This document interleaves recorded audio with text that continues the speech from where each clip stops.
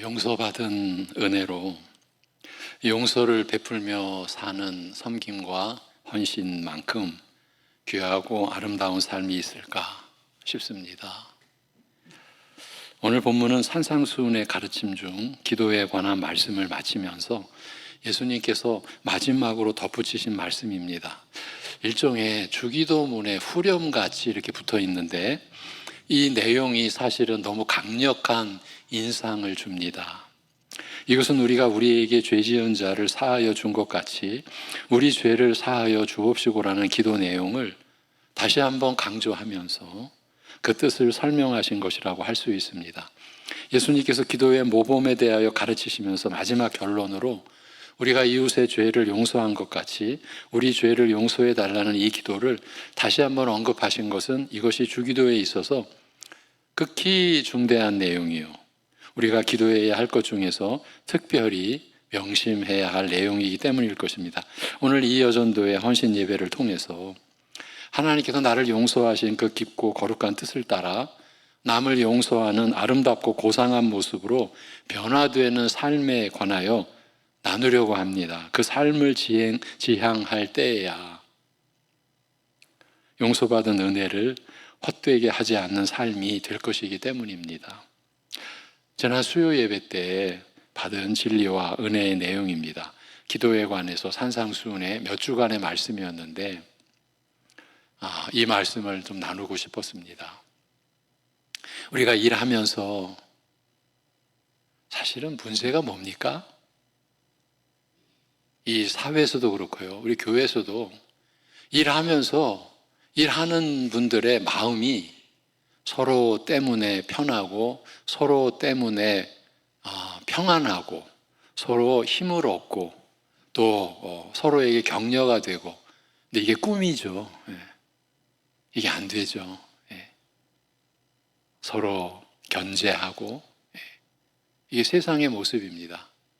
누가 나보다 앞설까? 누가 내 일을 빼앗아 갈까? 어떻게 내 위치를 지킬까? 우리가 이런 세상 속에서 살면서 그런 습관화된, 고질화된 그런 우리의 성품이 안타깝게도 교회 안에서 섬기는 데에도 안 나타난다고 볼 수가 없는 거죠. 그 섬김을 하나님이 어떻게 여기실까? 이제 이런 현실적인 그런 문제의식도 여러분과 함께 나누면서 오늘 기도에 관한, 제가 우리 한나회 어르신들과 우리 담당 교육자와 함께 기도 교실을 이렇게 섬기면서 이 가르침이 이제 배경이 된 거죠. 우리가 기도에 대해서 다시 배워야 되겠구나. 기도할 때 먼저 하나님을 아버지라 불러 찾으라고 예수님께서 우리에게 가르치셨습니다. 불완전한 육신의 아비와는 달리 하늘에 계신 온전하신 아버지이시니 내가 구하기 전에 내게 필요한 것을 다 아시는 참 아버지이시니 무한한 신뢰와 사랑으로 하나님께 나아가 아뢰라는 뜻입니다. 또한 우리가 기도해야 할 내용에 대하여 가르쳐 주시되 먼저 하나님의 이름이 거룩히 여김을 받으시며 하나님께서 영광을 받으시기를 원하오며, 그거죠. 그리고 그의 나라가 임하시며 그의 뜻이 이루어지기를 기도하라고 하셨습니다. 하나님을 위한 기도가 곧 나를 위한 기도요, 하나님을 위한 기도가 나를 위한 기도의 토대와 출발점이 되기 때문입니다. 이것이 우리 신앙의 너무나 아름다운 모습이죠. 그러니까 내 중심의 삶이, 존재가 이제 하나님 중심의 존재와 삶으로 변화되어져 가는 우리에게 기도에서 나타나는 주된 특징이 이것이죠. 하나님을 위한 기도가 먼저라는 것입니다. 사실은 우리 믿는 자는 하나님 나라가 이 땅에서 실현되는 것 이상을 바랄 수 없습니다. 그 이유는 그 안에 우리의 참 생명과 영광과 축복이 다 포함되어 있기 때문입니다. 만일 하나님의 나라가 실현되지 않으면 우리의 모든 소망은 물거품이 되고 말 것입니다. 우리는 현실에서 이런 교훈을 얻을 수가 있습니다. 지금 저 중동에서는 새로운 전쟁이 발발했습니다. 바로 그 목요일 날 이스라엘 선교사, 우리 교회가 섬기는 이계화 선교사 보내야 되느냐 말아야 되느냐 아주 신중하게 그 가족과 함께 그런데 결국은 그 선교사는 저 가야만 되겠습니다. 예. 지금 포탄이 왔다 갔다 하는데도 가야만 하겠느냐? 가야만 하겠습니다. 예. 사모님 어떠십니까? 그 남편의 의지를 제가 꺾을 수가 없습니다. 그런 표현을 했어요. 근데 우리는 이제 드러나지 않은 그 내면을, 사모님은 지금은 안 가기를 바라고 계시는구나. 우리 그 위원회를 섬기는 목사님들이 그래서 고심 끝에 같이 의논하고 잠깐 기다리시라고 우리끼리 또 의논을 하면서 1년간 유예하자. 1년 동안 한국에서 사역하시도록 하고 줌이나 여러 가지 형태로 하기로 하고 일단 붙잡자. 그 결정을 내렸는데 그 다음 날 이스라엘이 이란을 공격하면서 이렇게 심각한 전쟁이 발발하지 않았습니까? 예.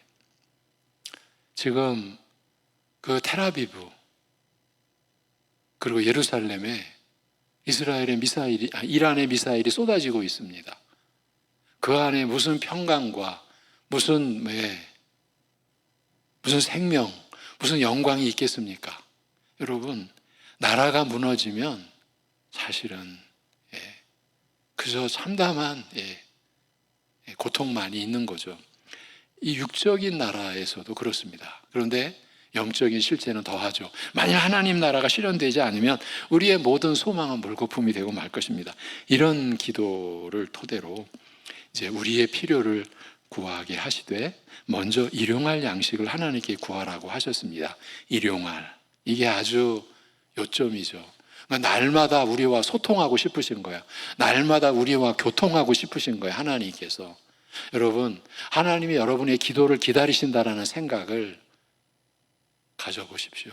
내 기도를 기다리신다, 하나님께서. 부모가 자식의 연락을 기다리듯이. 그래서 우리 영육 간의 생존이 오직 하나님께 의존하여 있으므로 우리 영혼과 육신이 그날 살아갈 힘과 은혜를 하나님께 구하라, 일용할 양식을 구하라 하신 것입니다. 오직 일용할 것을 구하라고 하신 것은 이러한 은혜를 날마다 새로이 경험하고 확인함으로써 우리의 생존을 책임지시는 하나님의 사랑을 날마다 풍성하게 느끼고 누리며 이러한 하나님에 대한 우리의 믿음과 신뢰가 날로 더욱 깊어지고 견고해지게 하기 위함입니다. 이 기도에 이어 우리의 죄를 용서해 주시기를 구하라고 하셨습니다. 이제 여기서부터 오늘 우리 이여전도의 헌신 예배에서 나누는 말씀의 이제 주제가 이제 부각이 됩니다. 지금 일용할 양식을 구하라고 하시고 우리의 죄를 용서해 주시길 구하라고 하신 이 연결에 우리가 초점을 맞춰야 됩니다. 날마다 하나님께서 베푸시는 힘과 은혜로 우리의 영육이 살아가는 데 있어서 가장 필요한 것, 가장 일용할 양식 중에 필요한 것이 죄사함의 은혜라는 뜻입니다. 기도를 가르치시면서 이것을 가르쳐 주신 거예요. 우리의 현실이 그렇다는 거예요. 우리 영혼과 육신이 살아갈 힘과 은혜가 모두 하나님께로부터 오는 것이 사실이나 그 중에서도 가장 중요한 양식은 우리의 죄를 용서하시고 그의 자녀로서 사랑 안에 살아가게 하시는 하나님의 은혜라는 뜻입니다. 만일 이러한 용서의 은혜와 사랑이 없다면 부패한 육적 성품에서 완전히 자유롭지 못한 연약한 우리로서는 하나님 앞에서 단 하루도 살 수 없다. 한순간도 우리의 생존을 지탱할 수 없다라는 뜻을 그 안에 함축하고 있습니다. 그런데 우리의 죄를 용서하여 달라는 기도는 이것으로 끝나는 것이 아니라 우리에게 죄 지은 자를 용서하여 준 것 같이라는 말로 이어지고 있습니다. 이제 우리말에는 순서가 바뀌어 먼저 앞에 나옵니다만 본래는 이 부분이 뒤에 나옵니다. 우리에게 죄 지은 자를 사하여 준 것 같이라고 덧붙인 이 부분은 우리가 늘 외는 기도이기 때문에 별 생각 없이 스쳐 지나기 쉬우나 유심히 그 뜻을 살펴 이해하려 할 경우에 그 뜻이 결코 단순치 않다라는 것을 알 수 있습니다. 주기도의 뜻을 마음에 새기면서 기도할 경우 어느 새가족께서 저한테 이런 질문을 했습니다. 우리 송내중앙교회에 제가 새가족이 되면서 받은 인상 중에 좀 느리다. 뭐가 느립니까? 찬송이 느리다. 그 다음에 사도신경 고백도 느리다. 주기도문 하는 것도 느리다. 이거를 질문을 하시더라고요. 인상적이었던 거죠. 그러니까 지금까지 이제 신앙생활 해오시면서 그런 경험이 없었다, 익숙치 않았다라는 거죠. 그런데 찬양도 느리고, 왜 우리가 느립니까? 우리가 해버리는 게 우리의 목적이 아니잖아요. 찬양을 드리면서 하나님을 생각하고, 우리가 지금 찬양 드리는 우리의 마음을 우리가 생각하며 살피며 하나님 받으실 만한 찬송을 드리고자 하는 그런 마음과 그 마음의 작용과 생각의 시간이 필요하잖아요. 주님 가르쳐주신 기도할 때도 그냥 여기 땅 이게 아니잖아요. 사도신경도 우리가 지금 무엇을 고백하고 있는지 주기도의 뜻을 그렇게 마음에 새기면서 기도할 경우 우리의 기도가 항상 이 부분에 와서 걸리게 되죠. 내가 과연 내게 빚진 자들을 다 용서하였는가? 이런 의문과 함께 우리의 기도가 멈칫하는 것입니다. 그런데 이 주기도문의 후렴구라고 하는 오늘 본문에 들어가면 더 심각해집니다. 하나님을 위한 간구나 일용할 양식을 구하는 기도나 우리의 죄를 사하여 달라는 간구는 은혜롭게 아무 탈 없이 참으로 마음에서 우러나오지만 여기에만 오면 걸리는 것입니다. 우리의 죄를 사하여 달라는 기도와 함께 왜 우리가 이웃의 죄를 용서한 것을 우리 입으로 시인하게 하시는가? 하나님께서 우리 죄를 용서하시는 것과 우리가 우리의 이웃의 죄를 용서하는 것은 어떤 관계가 있는가? 우리가 이웃의 죄를 용서하는 것을 조건으로 하나님께서도 우리의 죄를 용서하시는 것인가? 이 마지막의 의문, 우리가 이웃의 죄를 용서하는 것을 조건으로 하나님께서도 우리의 죄를 용서하시는 것인가? 이런 법은 없죠. 우리가 한번 이렇게 질문을 던진 거지만 여러분, 성경에 이런 법이 없습니다. 우리가 먼저 주께 드려서 주께로부터 갚으심을 받는 일은 없습니다. 우리가 예전에 들었던 그리고 가졌던 그런 생각을 우리의 영혼에, 우리의 뇌리에서 성령의 역사로 지워버리셔야 돼요. 내가 하나님께 이렇게 하면은 하나님이 더 되갚아 주시겠지. 이게 불신이에요. 이게 하나님을 모독하는 거라고요. 여러분, 창세전에 우리를 선택하셨어요. 창세전에 아들을 죽이시기로 성부, 성자, 성령 하나님이 작정하셨어요. 창세전에. 그런 하나님의 은혜의 규모를 우리 한갓 인생들이 따진다고? 그거 다 범죄죠. 그게 교만이고요. 그게 다 죄죠. 우리가 이웃의 죄를 용서하는 것을 조건으로 하나님께서 우리의 죄를 용서하시는 것인가? 우리가 이러한 생각을 했다고 해서 이렇게 되는 게 아닙니다. 그러나 그 구체적인 의미가 무엇이든지 간에 이 기도는 하나님의 용서와 우리가 이웃을 용서하는 것이 서로 밀접한 관계가 있다는 것을 말해주고 있습니다. 하나님께서 나를 용서하신 것처럼 나도 남을 용서해야 한다라는 이 가르침은 단순히 용서받은 자 편에서 져야 할 도덕적 의무만을 말하고자 하는 것은 아닙니다. 오히려 용서하시는 자의 편에서, 용서하시는 분의 편에서 어떤 의도를 가지고 용서하였는지에 대해서도 알리고 있는 것입니다. 말하자면 용서라는 것이 생각처럼 그리 간단한 것이 아니라 참으로 깊은 뜻을 가지고 있다는 사실을 가르치고 있는 것입니다. 용서라는 것이 어떤 것입니까? 오늘은 나누지 않겠지만 마태복음 18장의 비유에서 그 비유에서 예수님께서 가르치셨듯이 용서는 내게 빚진 자에게 그 빚을 탕감해 주는 것입니다. 거기 보면 1만 달란트 빚진 자를 왕이 탕감해 줍니다. 여러분, 1만 달란트는 16만 년치의 사기입니다. 16만 년. 16년도 아니고 16만 년. 그 어치의 그 품삯이에요. 그게 1만 달란트예요. 여러분, 계산이 됩니까? 그런 빚을 탕감해 주는 거죠. 그런데 정작 그 탕감받은 사람은 나가가지고 자기한테 100데나리온 그 빚진 자 목 잡고 감옥에 쳐넣어버리죠. 그 100데나리온은 약 3개월치 품삯입니다. 자기는 16만 년 어치의 품삯을 탕감받았는데 자기한테 석 달치 빚진 자 목을 움켜쥐고 감옥에 쳐넣었어요. 이 비유를 예수님께서 들어주신 거예요. 우리를 보여주신 것이에요. 인간들이 이렇다는 거예요. 얼마나 무자비하고 무정한가. 그래서 용서는 내게 빚진 자에게 그 빚을 탕감해 주는 것이에요. 우리말 성경이 주기도를 번역할 때 우리에게 죄 지은 자를 사하여 준 것 같이 우리 죄를 사하여 달라고 번역하였습니다만, 여기 죄라고 번역된 말은 본래 빚진 것이라는 뜻입니다. 이웃이 내게 갚아야 할 빚을 내가 탕감하여 준 것 같이 내가 하나님께 갚아야 할 빚을 탕감하여 달라는 기도인 것입니다. 용서라고 하는 것은 이처럼 빚진 것을 탕감해 주는 것입니다. 내게 빚진 자를 측은히 여겨 불쌍히 여겨 이제는 내게 빚을 갚지 않아도 된다. 더 이상 너는 내게 빚진 자가 아니라고 말해주는 것이에요. 이것이 용서의 가장 기본적인 뜻입니다. 평생 갚아도 갚을 수 없는 빚, 오직 죽음으로서만 갚을 수 있는 죄의 빚을 하나님께서는 탕감해 주시는 것입니다. 여러분, 이 죄의 빚 탕감은 1만 달란트 탕감과 비교도 안 됩니다. 그건 그저 16만 년 어치죠. 지금 죄의 빚 탕감은 영원한 탕감입니다. 영혼에 비하면 16만 년도 한 점에 불과합니다. 예.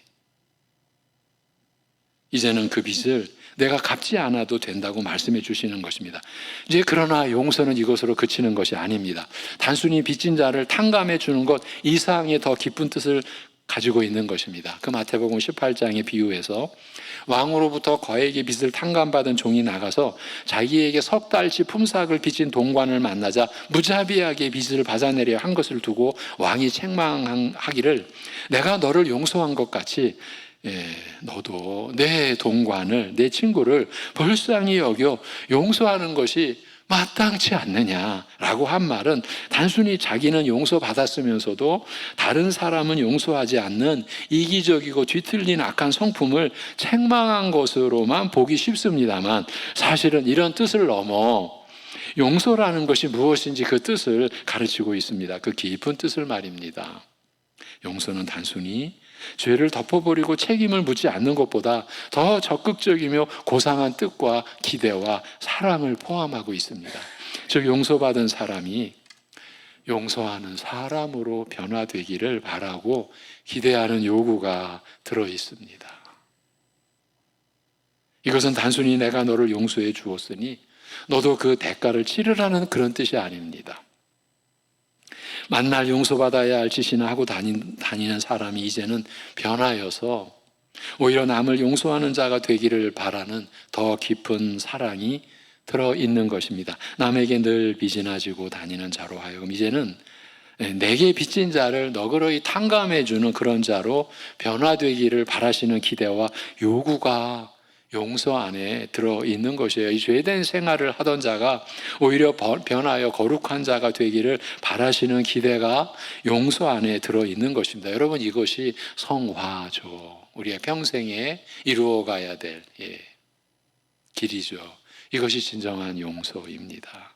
그리하여 간음하던 현장에서 붙잡혀 와서 돌에 맞아 죽을 위기에 처한 여인에게 예수님께서 나도 너를 정죄하지 아니하노라고 용서하신 다음에 그러나 덧붙이시기를 가서 다시는 죄를 범하지 말라고 하신 것입니다. 죄 짓던 사람이 죄 짓지 않는 사람으로 변화할 것을 기대하신 것이죠. 요구하신 것이죠. 단순히 내게 잘못한 자를 용서해 주면서 내 앞에 무릎 꿇고 비는 모습을 보고서 심리적 보상이라도 받아야겠다는 그런 뜻이 아니죠. 용서라는 것 자체가 용서받을 짓을 하던 사람이 변하여 새 사람이 되기를 바라는 적극적인 기대를 포함하고 있기 때문입니다. 이것이 없는 용서는 진정한 용서가 될 수 없기 때문입니다. 이 용서는 죄를 묻지 않고 덮어주는 것이라고만 생각하는 사람의 경우 대체로 점점 죄의식이 엷어지다가 나중에는 아예 죄의식이 사라지기까지 하는 것은 조금도 이상한 일이 아닙니다.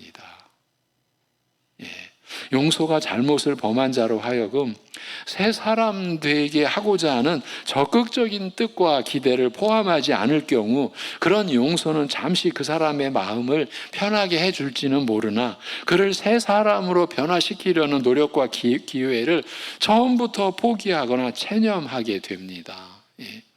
만일 용서라는 것이 그저 죄의 빚을 탕감해 주고 마는 것이라면, 그저 책임만 면제해 주는 것으로 끝내는 것이라면 그리스도의 십자가는 이해하지 못할 희극이 되고 말 것입니다. 예수님의 비참한 죽음을 설명할 수 없게 됩니다.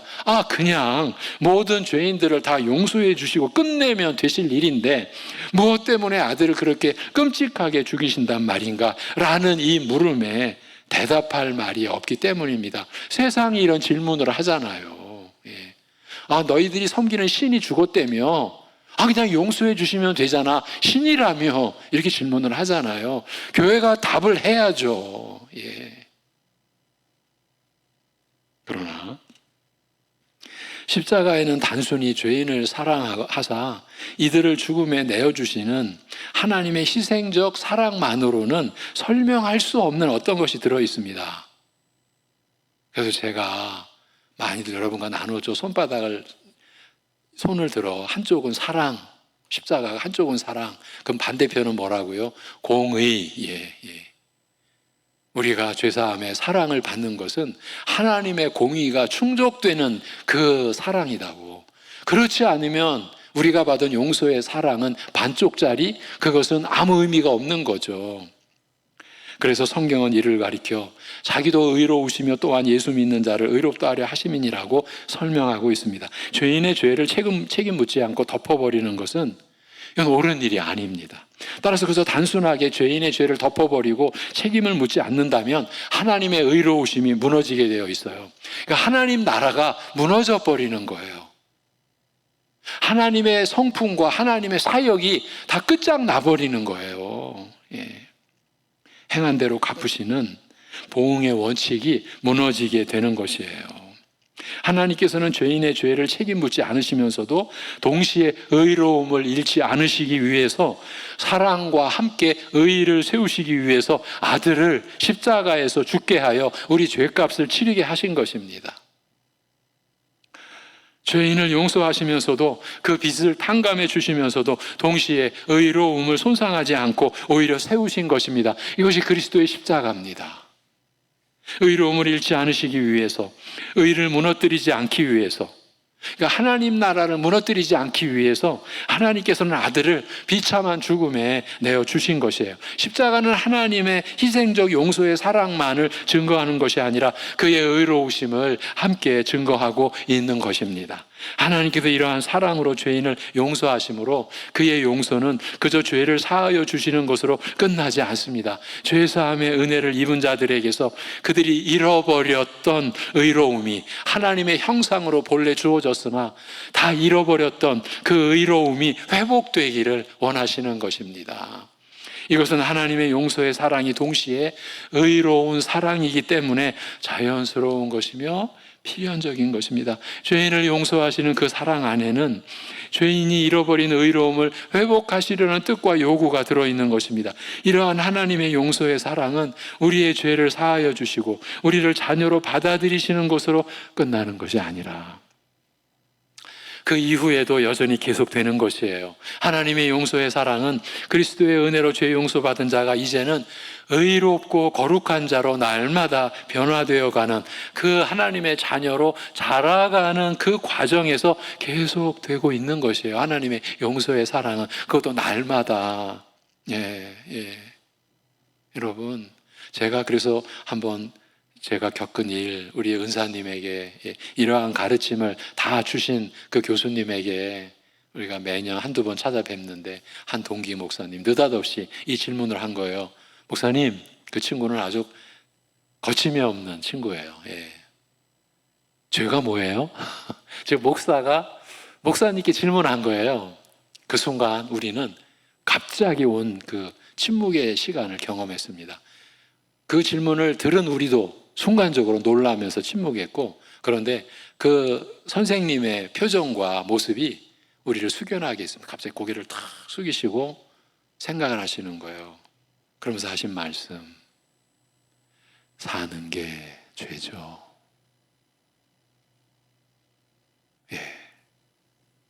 사는 게 죄죠. 우리가 하나님 아버지 앞에서 우리가 은혜를 입고 하나님의 말씀으로 자라간다고 하면서도 그러나 사는 게 죄죠. 예, 여러분, 죄인의 죄를 탕감해 주는 것으로 끝나는 용서는 결국 애초에 죄에 대하여 문제 삼지 않는 것만 못하다고 하였습니다만, 사실 죄의 책임만 면해줄 뿐 죄 가운데 그냥 버려두는 것이니 용서의 사랑으로 하여금 빛을 잃게 하는 것이에요. 용서 자체를 무의미하게 만드는 것이에요. 아무 의미와 가치가 없게 만드는 것이에요. 그저 죄의 책임만 면해주는 것이라면요, 용서의 사랑이. 그리하여 하나님의 용서는 죄인의 빚을 탕감하여 자녀로 받아들이시는 것으로 끝나지 않습니다. 그로 하여금 잃어버린 의롭고 거룩한 모습을 회복하게 하려는 사랑이 계속 이어지는 것입니다. 우리가 평생 말씀 가지고 예배드리며 기도하며 사는 그 내용이 이런 거죠. 여기에 있는 거죠. 예. 과연 어느 사랑이 더 큰 사랑이겠습니까? 죄의 빚을 탕감하여 책임 묻지 않으시고 용서하여 자녀로 삼으시는 그 용서의 사랑과, 아직도 죄악의 더러움과 부패한 성품을 완전히 벗지 못하고 죄악을 뿜어대는 죄인을 평생 품 안에 끌어안고 그리고 거룩하게 변화되도록 날마다 참으시고 기다리시고 애쓰시는 용서의 사랑 중 어느 것이 더 고통스럽고 애틋한 사랑입니까? 여러분 충분히 답하실 수 있으시죠? 부모의 사랑을 우리가 알고 있으니까요. 그리스도를 믿는 죄인을 용서하시고 자녀로 받으시는 것으로 용서의 사랑은 끝나는 것이 아니라 사실 그때부터 비로소 하나님의 끝없는 용서의 사랑은 시작되는 것이다. 우리가 이렇게 이해해야 되지 않겠습니까? 우리 죄인을 마지막 날 하나님 앞에 흠도 점도 없이 세우시는 그날까지 계속되는 것입니다. 오늘 주기도의 뜻이 바로 이것입니다. 아버지께 용서의 은혜를 구하라 하시면서 동시에 우리가 이웃의 죄를 용서한 것을 우리 입으로 시인하게 하시는 것은 바로 하나님의 용서 안에 담긴 이런 깊은 사랑과 고귀한 뜻을 일깨우기 위한 것이에요. 그리하여 하나님의 이러한 용서의 사랑을 지속적으로 누리는 가운데 우리 자신이 남을 용서하는 자로 변화되기를 바라시는 하나님의 뜻이 이루어졌는지 내게서, 또 이루어지고 있는지 내게서 스스로 확인하게 하시는 것이에요. 용서받아야 할 짓만 저지르던 자가 이제는 용서의 사랑을 베푸는 자로 변화되어 가는 가운데 주 앞에 흠없이 서는 날까지 우리에게 평생 계속될 하나님의 용서의 은혜를 바라보고 구하게 하시는 것이에요. 날마다 살아가는 데 있어서 없어서는 안 될 참 생명의 양식인 이 용서의 사랑이 지속적으로 베풀어지기를 그래서 구하게 하시는 것이에요. 그리고 긍휼을 입은 자가 긍휼을 베푸는 자로 살아가는 거룩한 변화를 날마다 추구하게 하시는 것이에요. 이것이 주님이 가르쳐 주신 주기도 안에 담긴 이 하나님의 뜻과 하나님의 사랑인 것이에요. 주께서 가르치신 기도로 기도하면서 항상 멈칫하는 부분, 내가 과연 내게 빚진 자들을 다 용서하였는가라고 자문하며 자신을 돌아보게 하는 이 기도의 참뜻이 이런 것입니다. 하나님의 용서 안에 담긴 더 깊은 뜻과 용서를 받을 수밖에 없었던 내가 이제 오히려 용서의 사랑을 베푸는 자로 변화되기를 바라시는 뜻을 잊지는 않았는지, 과연 하나님의 그 깊은 사랑의 목적과 뜻이 내게서 이루어졌는지 다시 돌아보고 마음에 새기게 하는 것입니다. 우리 사랑하는 이 여전도의 우리 성도님들, 그 용서의 은혜를 헛되게 하지 않는 생애를 더 충실하게 살아가시기를 기원드리고, 여기 함께 하신 모든 성도님들에게도 그 은혜가 충만하기를 기원드립니다. 그런데 제가 한 가지만 더 짚고 가려고 합니다. 여러분, 저는 그 영화를 처음부터 끝까지 보지는 않았습니다. 근데 하도 교회 안에서 말들이 있어서, 그리고 목회자들도 말들을 해서 제가 좀 대충 봤습니다. 밀양이라는 영화입니다. 밀양. 보신 분 계실지 모르겠는데, 저는 그 영화를 보면서 지금 그 영화의 감독하신 분이 나중에 문공부 장관도 한 것으로 아는데, 저는 그 영화를 보면서 소름이 끼쳤습니다. 소름이. 이것은 완전히 적 그리스도의 영화구나. 마지막 장면이요. 야, 니들이 말하는 하나님이라는 그런 신보다 내 옆집에 건달 같은 이 사람이 훨씬 내게는 좋아. 그걸 암시하면서 영화가 끝납니다. 그리고 그 영화 내내 이 기독교의 참 그 겉으로 드러나 보이는 그 아주 안 좋은 행태만 계속 부각을 시킵니다. 근데 오늘 이 용서에 대한 얘기를 하면서 왜 제가 갑자기 밀양 얘기를 꺼냈느냐 하면 그 대사 중에 하나, 내가 용서 안 했는데 누가 제멋대로 용서해? 이 대사입니다. 밀양이라는 영화에서 여자 주인공이 울부짖는 대목이 있습니다. 못된 짓을 한 교회 중직자가 감옥에 갇혀 있어 왜 면회를 갔는지, 왜 접견을 갔는지 모르겠는데 이제 면회를 가서 나눈 대화 중에 한 대목입니다. 아, 내가 감옥에 들어와서 이제 하나님을 새롭게, 교회 중직자였지만은 못된 짓 하다가 감옥에 들어가서 내가 하나님 앞에 새롭게 내가 은혜를 입고 내가 참회하고 죄 용서의 은혜를 받았다, 이런 고백을 하니까 그 여자가 즉각적으로 내가 용서 안 했는데 누가 제 멋대로 용서해. 이게 이제 그 영화의 의도, 저는 그렇게 봤어요. 그 연출자가 야, 사람끼리의 죄를 왜 하나님이 용서한다고 끼어들어? 사람끼리 처리해야지, 이 얘기죠. 여러분 어떻게 생각하십니까? 그런데 바로 이러한 대목을 우리에게 직접적으로 연결해주는 성경의 구절이 있습니다. 다윗이 시편 51편에 보면 우리아를 죽이고 밧세바를 취하고 나서, 그것도 나단 선지자가 와서 죄를 책망할 때야 그가 회개의 기도를 하게 되죠. 성경에 기록된 가장 간절하고 절실한 회개의 기도 내용 중에 놀랍게도 이러한 내용이 나옵니다. 내가 주께만 범죄하여 주의 목전에 악을 행하였나이다. 내가 주께만 범죄하여 주의 목전에 악을 행하였나이다. 제가 성경을 읽으면서 가장 크게 의문을 느꼈던 구절 중에 하나입니다. 바로 제 속에서 튀어나온 그야말로 울분 섞인 의문이죠. 아니, 고통당한 것은 밧세바고 죽임까지 당한 것은 우리아인데 왜 내가 주께만 범죄했다가 뭐 이런 법이 어디 있냐. 다윗이 남의 아내 밧세바를 취하고 그 충성스러운 그 장군 남편 우리아를 모의를 해서 죽였잖아요. 모살해 놓고서도 내가 주께만 범죄하였다라고 했으니까요. 지금 밀양의 영화의 그 대목이나 제가 지금 어릴 적 막 울분 섞인 의문을 가졌던 거나 지금 뭐가 문제입니까?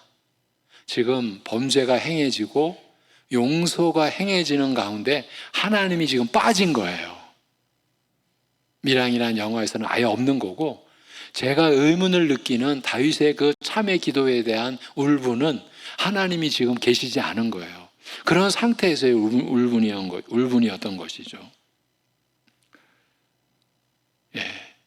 내가 용서 안 했는데 누가 제멋대로 용서해.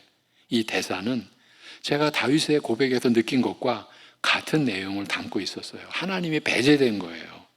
그런데 만물이 주에게서 나오고 주로 말미암고 주에게로 돌아감이라고 한 이 로마서 11장 36절의 말씀에 비추어 보면 다윗이 합당한 고백을 하고 있음을 이제 우리가 알 수 있습니다. 다시 말해서 모든 존재가 하나님에게서 나서 하나님으로 말미암고 하나님에게로 돌아간다는 그 진리 안에서 다윗의 고백은 옳은 것입니다. 이제 제 의문은 그러면 우리아와 밧세바는 뭐냐라는 것이죠.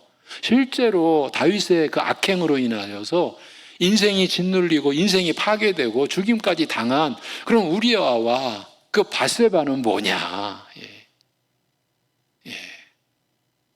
그것이 우리의 항변 아닙니까? 제 항변이죠. 아니, 하나님께만 범죄했다라고 하면 정작 말할 수 없는 고통을 당한 본인은 어떻게 되냐는 의문인 것이죠. 그런데 이를 뒤집어서 보면 이제 얘기가 달라집니다. 얘기가 달라지는 거예요.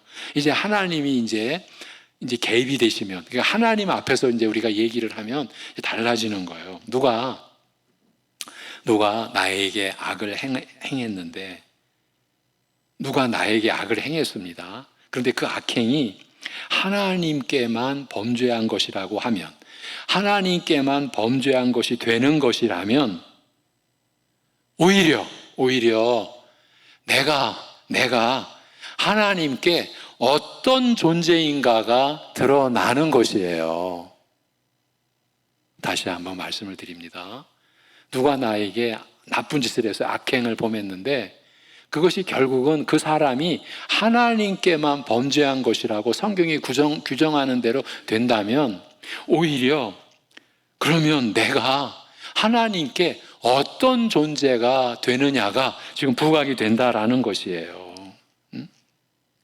그러니까 내가 무시되는 것이 아니라, 아니 우리아는, 밧세바는 왜 무시되냐? 그들의 고통은 어디 가서 하소연하냐? 그렇게 무시되는 것이 아니라는 말입니다. 내가 그냥 무시되는 것이라면 누가 나에게 못된 짓을 한 것에 하나님께서 무슨 신경을 쓰시겠습니까? 그 악행이 왜 하나님께만 범죄했다라는 이 영적 원리가 성립이 되겠습니까? 그런데 그 악행이 하나님께 범죄한 것이 된다면, 그 악행을 하나님께서 처리하시는 것이라면, 나라는 존재가, 그 악행으로 인하여 고통받은 나라는 존재가 하나님에게서 어떤 존재인가 하는 것이 대두되는 것이에요. 좀 설명이 됐습니까? 이 반응이, 그러니까 다윗이 주께만 범죄했다라고 했을 때 밧세바와 우리아는 생각에서 지워버리고, 그래서 나는 그냥 하나님께만 범죄했다는 것으로 자신을 자위하거나 자신을 합리화하는 것이 아니라, 여러분, 우리가 누군가에게 범죄할 때 그 범죄는 그 누군가에게 악행을 저지르는 게 아니라 누구에게 악행을 저지르는 것이다? 그 얘기입니다. 그렇다면 이걸 뒤집어서 내가 악행을 저질러 놓고 하나님께만 범죄했다라고 했을 때, 지금 하나님 앞에서입니다. 그 악행을 당한 그 사람이 무시된 게 아닌 거예요. 내가 그 사람에게 악행한 것을 누가 처리하신다? 하나님이. 그러면 그 사람이 하나님께 어떤 존재가 되는 거예요? 그 악행을 누가 처리해 주세요? 하나님. 그 하나님의 돌보심 안에 그 악행 당한 그 사람이 자리하고 있다라는 것이에요. 사실 다윗이 밧세바와 우리아에게 범한 죄를 스스로 갚을 수 있어요? 스스로 위로할 수 있어요? 없어요. 그런데 하나님이 그 악행을 받으시며 그 악행을 처리하시면서 그 악행 당한 그 불쌍한 영혼을 보듬어주고 위로해 주시는 누구세요? 하나님이신 거죠. 이렇게 봤을 때 다윗이 내가 주께만 범죄하였다라고 하는 말이 성립이 되는 것이에요. 이 여전도회 헌신 예배를 준비하면서 느닷없이 이 어떤 영적 공식이 갑자기 정리가 돼버린 거예요. 그래서 여러분에게 나누는 것이에요.